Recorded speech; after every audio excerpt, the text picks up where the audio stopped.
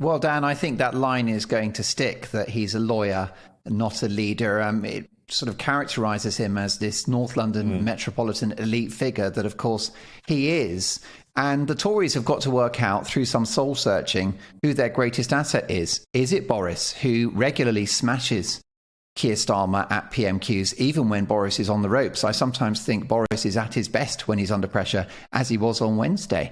So is Boris the asset to the Tories? Is it going to be Rishi Sunak? Is it Liz Truss? Well, the greatest asset, the gift that keeps on giving, is going to be Keir Starmer himself. He is the Tories' greatest asset. And the reason why is because although he's doubtedly an intelligent guy, and I think probably a very decent human being, his hand-wringing, pious persona just doesn't wash with the British people. And his political judgment is disastrous, Dan. I mean, you mentioned this is the guy that was the architect of Labour's Brexit policy, which lost them the election. He was shadow Brexit secretary. He also turned Labour woke by refusing to say that only women have a cervix. He presided over a party in which his deputy leader called the Tory opposition scum. He should have sacked Angela Rayner, but this guy couldn't reshuffle a pack of cards. So he really struggles with judgment.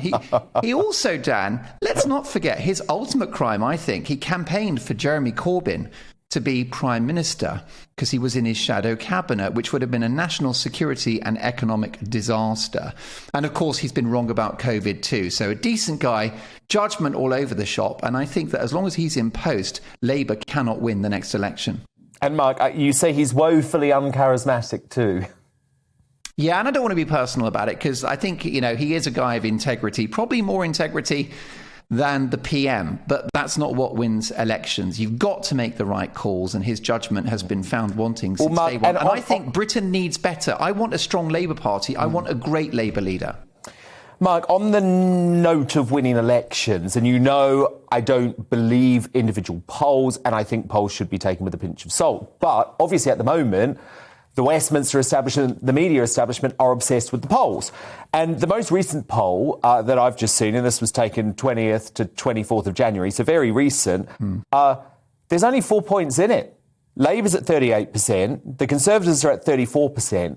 So this idea that Boris Johnson's poll ratings are terminal and unrecoverable, I just don't think it's true.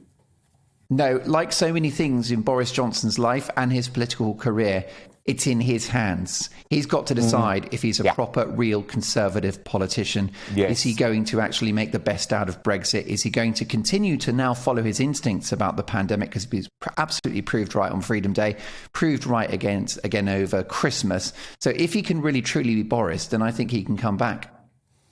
Mark Dolan, best analysis as ever. And of course, Mark is here 9 o'clock. Friday, Saturday and Sunday night. Mark, I'm looking forward to watching.